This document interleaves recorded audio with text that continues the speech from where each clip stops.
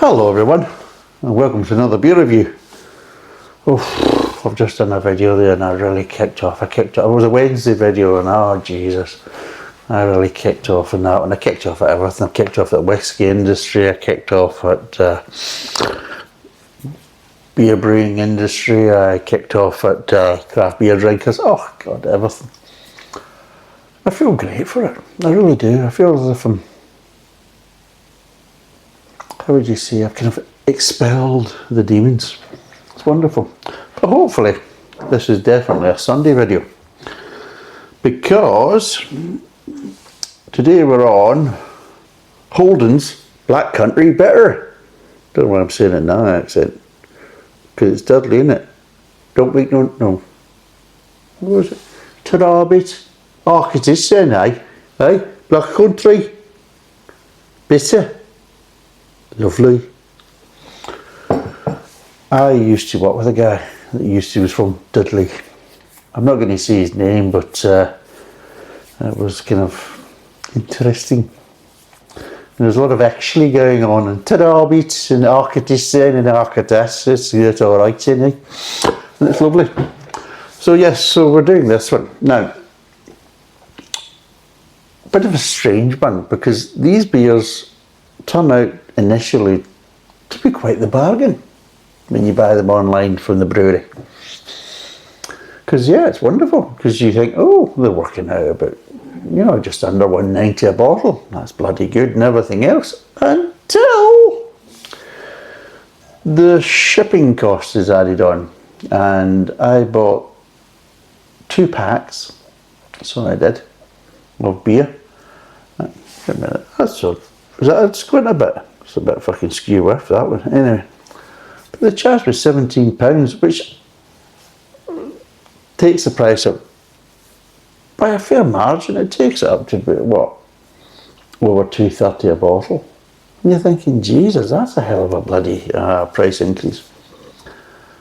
And even though they did use DPD, which I do have to turn around and say, well done Holden's, because they are the best couriers.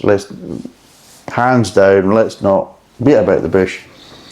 If you want something that's going to be delivered properly and delivered with quality service, because they'll even tell you roughly the hour that they're going to be delivering it, and they never seem to be late. In fact, sometimes they're actually early, but which is fine, it's not a problem. Unless it's for other things in life, some parts of life where if you arrive too early or you finish too early, you know what I mean? I always used to class with some of my old employers in the past. I used to turn around and say, my employers are like my wife, doesn't like me finishing early. You know what I mean? But anyway, there's a joke. There's a joke for a Monday morning, and this is a Friday. But yes, so the charge is £17, and it just boosts it up. That while they did use DPD, each pack was sent in 2 boxes, which I just don't understand anyway. It just doesn't make sense to me, because you could have fitted both of them quite easily in the same box. But also what I noticed was every bottle was individually wrapped with bubble wrap, which it was on a segmented box anyway, so you weren't really going to basically really protect the beer anyway. It's already protected because it's segmented, so it's like it's hitting against cardboard. Now naturally, if they drop the bloody thing, but you're using DPD, and I've never had a failure with DPD getting either sending things or getting things delivered.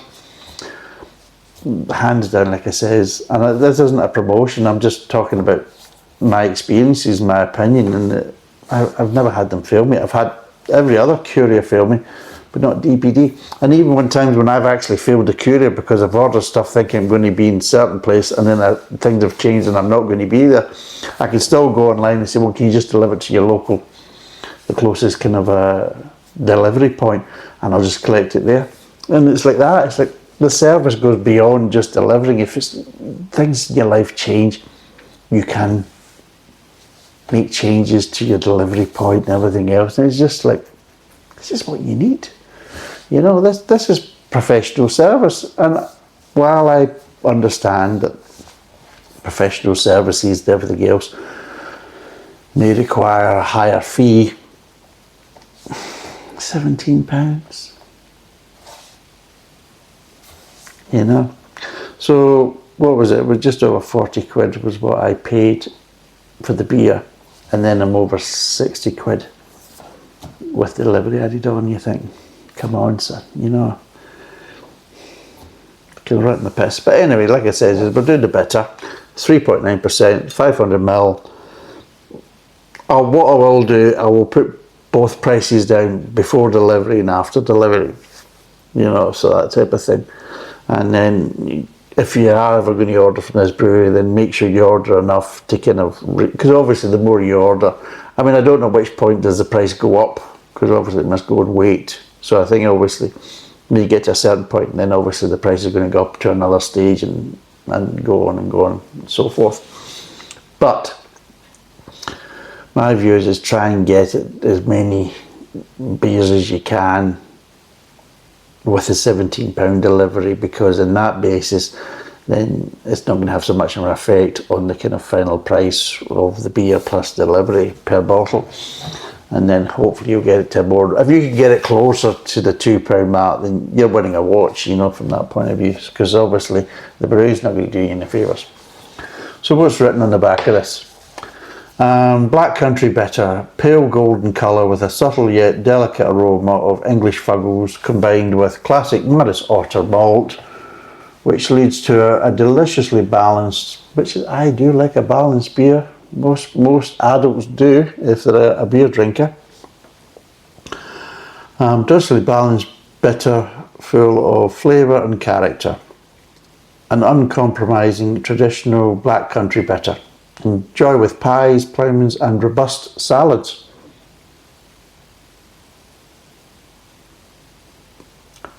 Robust salads.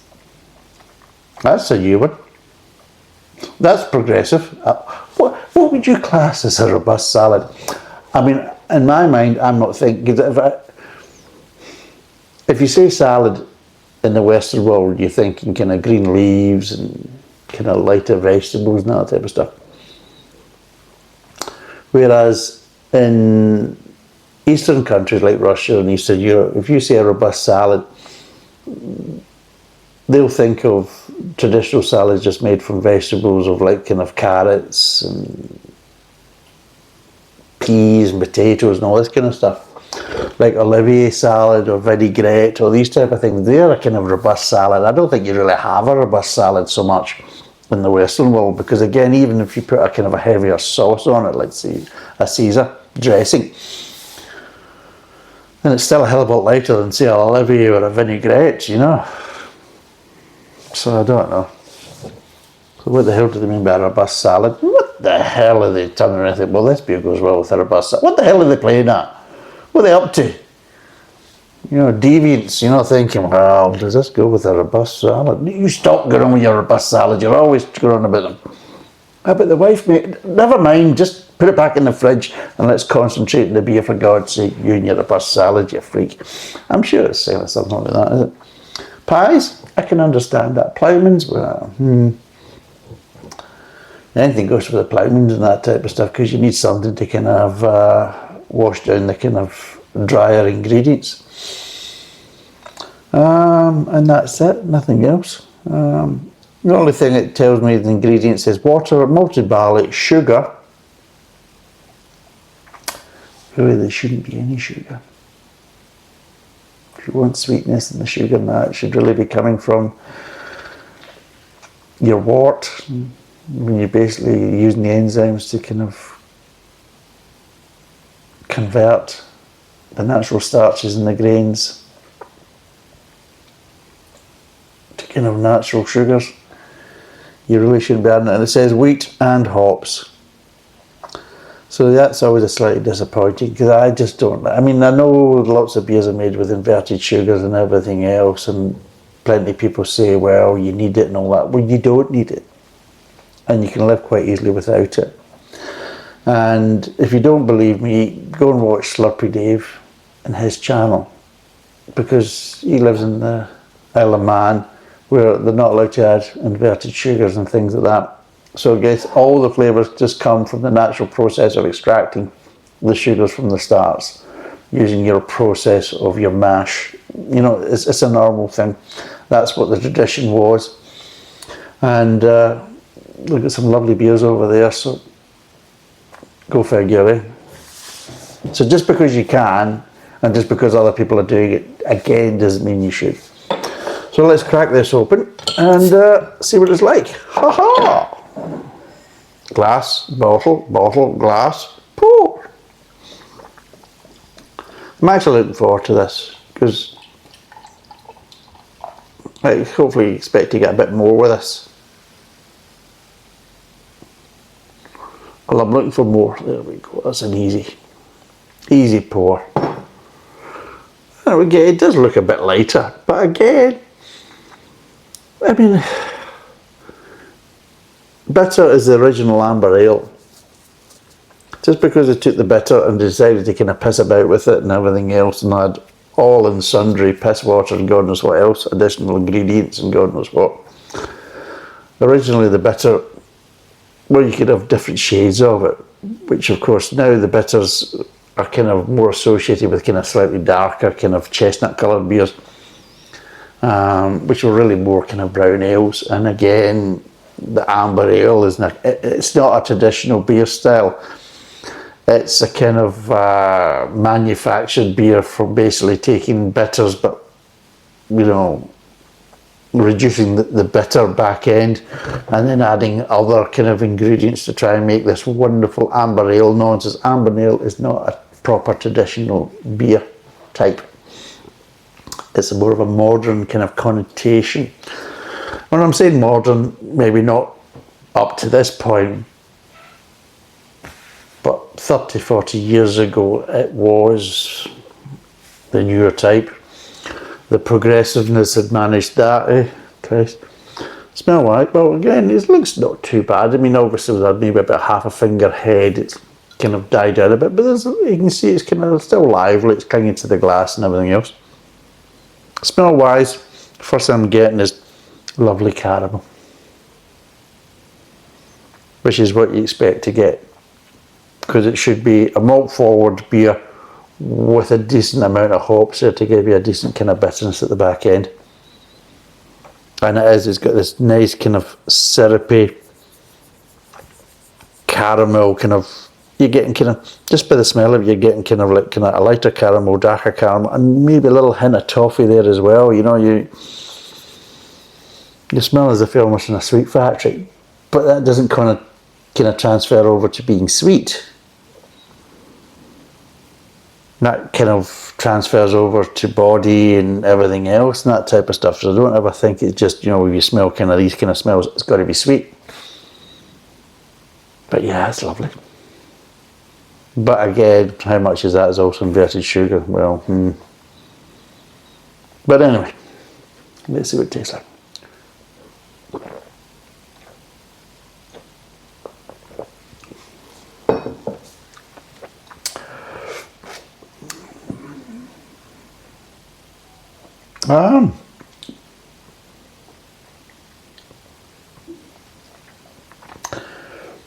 I think this is going to be a slightly slow burner because that first sip there was quite neutral. I wasn't really picking up so much flavours, but I think it's a case as though that my mouth's going to be kind of acclimatised to it. I'm now starting to get some slight lingering bitterness in the back of the mouth now, just little hints of it.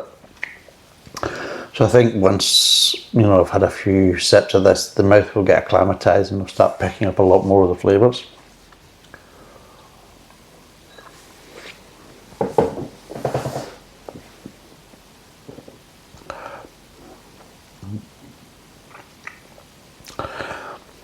Maybe a little bit lighter in the body than what I've maybe expected. Expected maybe to get lit, but that is a lighter kind of looking bitter anyway. And it's only 3.9%, which is in the realms of kind of, you know,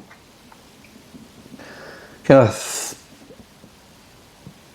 3.4 to kind of just under 4 is a kind of lighter end.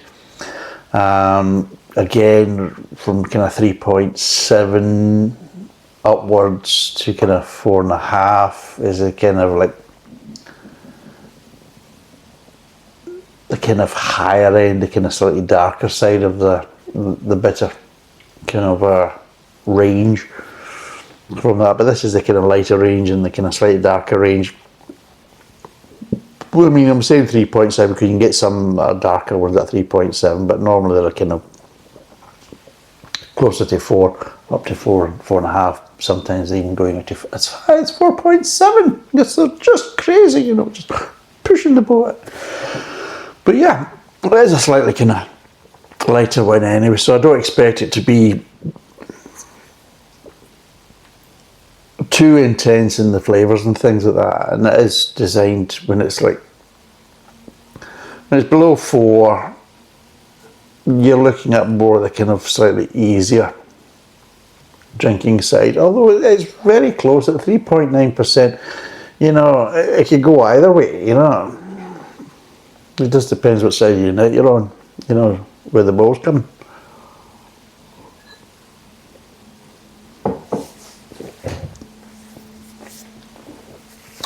But one thing you do notice is nice mouthfeel, and the flavours as you're picking them up, they're nice flavours. Nice, decent, standard, traditional flavours, which is what beers are really about, regardless of what type of wonderful hops or God knows what else. You've got to get the core flavours right, and you've also got to get the balance right and everything else. There's so much more to brewing than just chucking in hops, and I just wish that there was so many of these breweries would go away and learn that. It's just madness.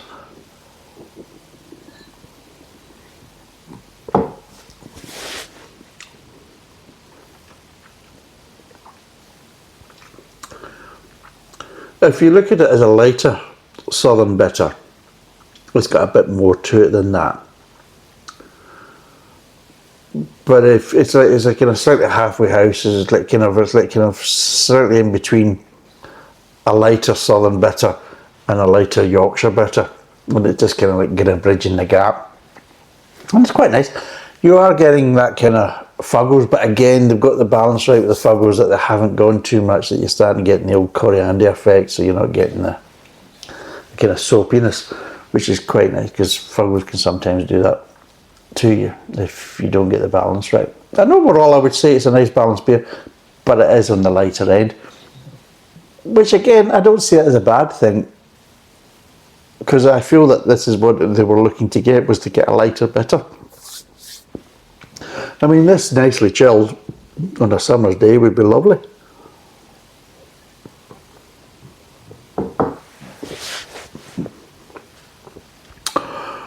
Well, this on cask, if you're having a right good sesh, again,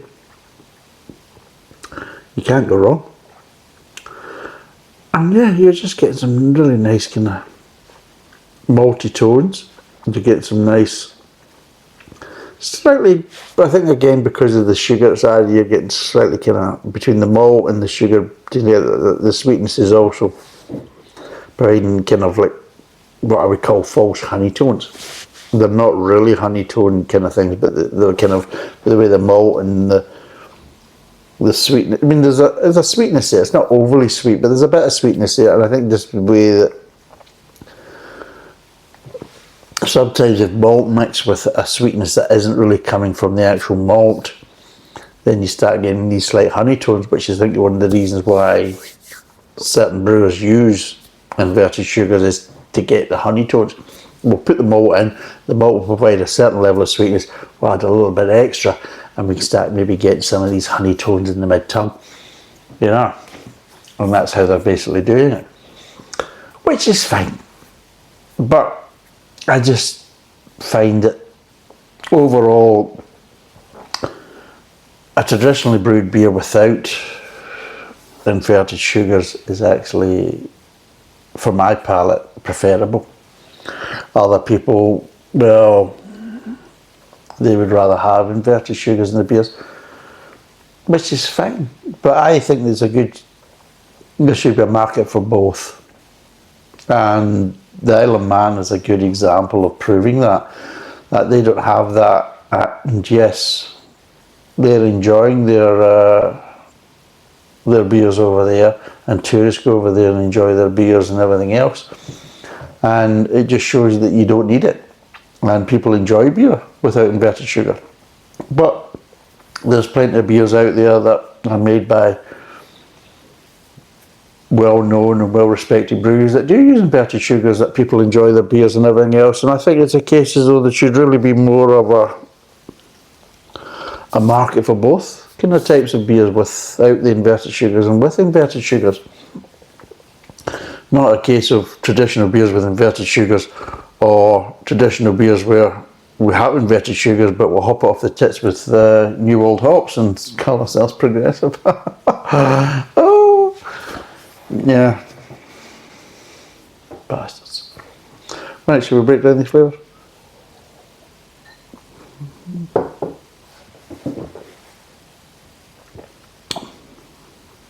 Every time you take a sip, you're getting more and more with it.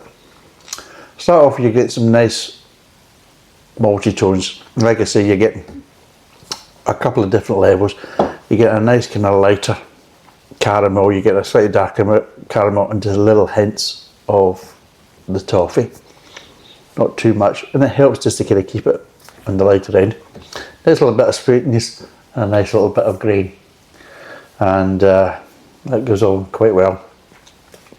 Moving on to the mid-tongue, and the flavours are still kind of staying a bit kind of constant, but what you're starting to do is get little kind of bitter accents, just like little bitter accents in the mid-tongue, but that sweetness is still to the same level as it is at the front of the mouth.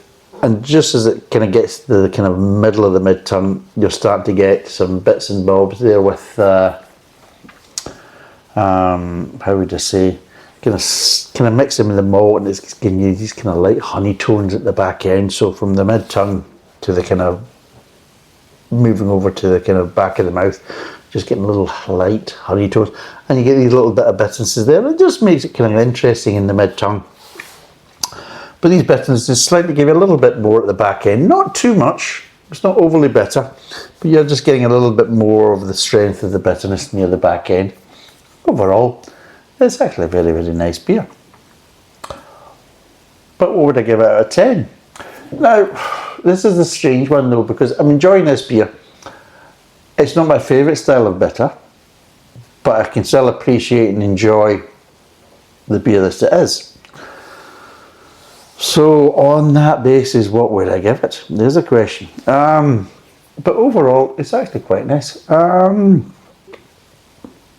I like bitters to be stronger on the bitter end, but that's fine because it is supposed to be a lighter beer anyway. It's a lighter style of bitter, which I appreciate and everything else. And I'd rather have that than say a standard amber ale or a golden ale. So at the end of the day, it's very much within my flavour profile, even though it's not the type of bitter I'm looking for. It's still a type of beer that I appreciate and would enjoy anyway, over other styles of beer anyway. So on that basis,